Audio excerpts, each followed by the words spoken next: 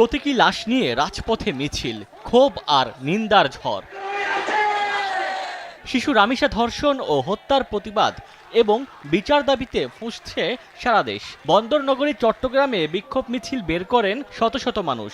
দৃষ্টান্তমূলক শাস্তি দাবি করেন সবাই।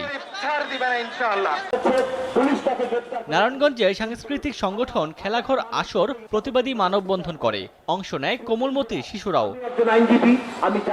শিশুর নিরাপত্তা নিশ্চিত করো এবং জাস্টিস ফর রামিসা এমন স্লোগানে উত্তাল হয়ে ওঠে পিরোজপুরের সড়ক মহাসড়কও। কিশোরগঞ্জ শহরের ঐতিহাসিক শহীদী মসজিদ এলাকা থেকে বিক্ষোভ মিছিল বের হয়। এদিকে মুন্সিগঞ্জের সিরাজদিখানে রামিসার কবর জিয়ারত করে পরিবারের সদস্যরা। জুমার নামাজের পর ইসাপুর ইউনিয়নের মধ্যম শিয়ালদি এলাকায় কবর জিয়ারতের পর তার আত্মার মাগফিরাত কামনায় দোয়া করেন স্বজনরা। ওমর ফারুক, সময় সংবাদ।